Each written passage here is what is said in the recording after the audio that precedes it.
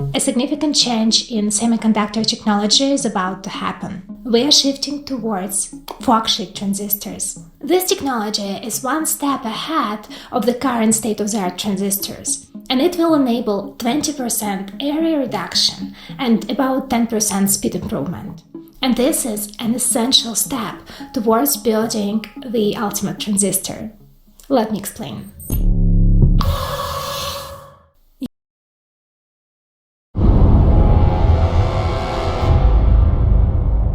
Ural Mountains are very old mountains stretching from the Russian north to the Russian south. It kind of splitting Russia into two parts, Europe and Asia. Indeed, people living in the Ural Mountains witness some strange phenomena in the air and on the ground. Dozens of visitors to the Ural Mountains have reported strange sightings of fireballs and cigar-shaped crafts. But even stranger is what has been found in the earth here.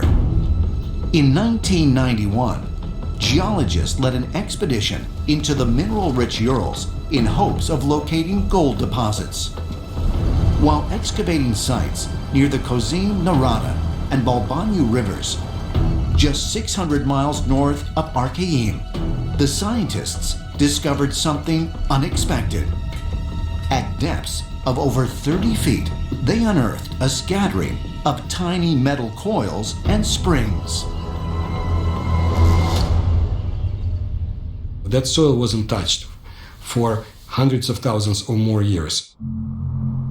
The area where it was found was probably tens of kilometers around. It's as if something exploded thousands of years ago,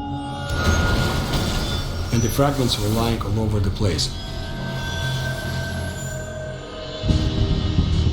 The metal fragments, some as small as 1/10,000th of an inch, were sent to the Russian Academy of Sciences in St. Petersburg for analysis. Their shape resembled manufactured technology rather than naturally occurring minerals. The smallest pieces were found to be tungsten, a metal used in spacecrafts and missiles due to its ability to withstand high temperatures.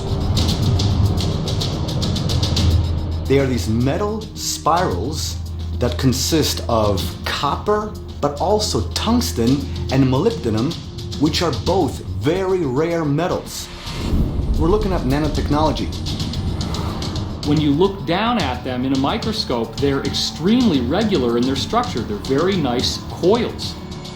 The only way we could make them even now is with machine-guided technology. You could not do this by hand. What we're seeing here is proof that someone had advanced technology sufficient to build the type of circuitry that we normally only see in semiconductors. Computer chips, high technology equipment, using metals that are not commonly known. So these spirals are clear evidence that someone had a very advanced civilization right here on Earth near Archaeim.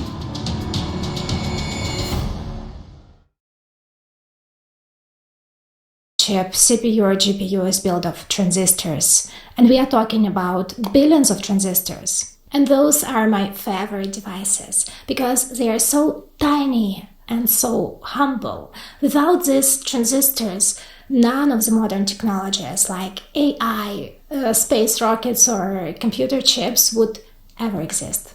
For decades, we were shrinking the size of transistors to pack more and more computing power in a single chip. Nowadays, all the cutting-edge chips are built in FinFET technology. For example, the latest AMD and Apple chips are built in 5nm FinFET. See, that's how a FinFET transistor looks like. Basically, we took a planar old-school transistor and then stretched the channel up as a vertical fin. Compared to the original planar transistor, FinFET is more compact. That's why we can fit more of them per area. And then in the last years, even more advanced version of transistor was developed. So from FinFET, we came to nanosheet transistors. Basically, they took a FinFET transistor, turned it horizontally, and then stacked several of such structures on top of each other.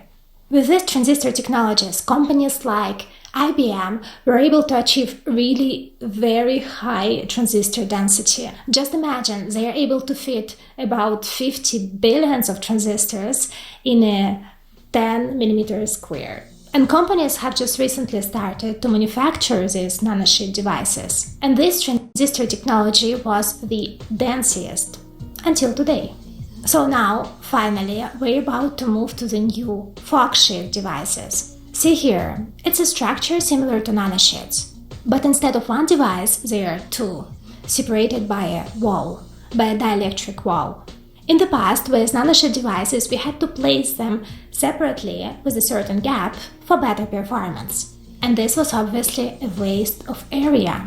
And now, with this new architecture, we can squeeze devices, so to say, more close together. And in this way, we can win 20% of area and also get to the 24% of reduction in power. These forksheet transistors are developed by Imec. I don't know if you've heard of them. It's a research institute based in Belgium. They are mostly focused on research, like developing new technologies. According to Imec, this transition from nanosheet transistors to the forksheet will be very fast and smooth, with just few additional fabrication steps required. And that's good, because eventually forksheet architecture is an intermediate step in the evolution of transistors, because the end goal is to stack multiple devices on top of each other, and the ultimate transistor will be the vertical one. In general, the idea is to fold two nanosheet devices on top of each other, and in this way to build so-called CFET, complementary FET transistor. You see here, two devices are stacked on top of each other, and this will be the ultimate CMOS device. If you watched my previous videos, you might be now wondering, so what is actually the difference to the IBM's VFET transistor? This is the vertical FET transistor, which was developed by IBM about a year ago. They had a FinFET transistor, but instead of multiplying the number of fins horizontally, they decided to flip it vertically. Basically, they flipped transistor on its side. In this way, they can have smaller footprint and fit even more devices per area. Imagine it like skyscrapers in New York City. When the area is limited and you want to fit maximum in it, the city is growing vertically.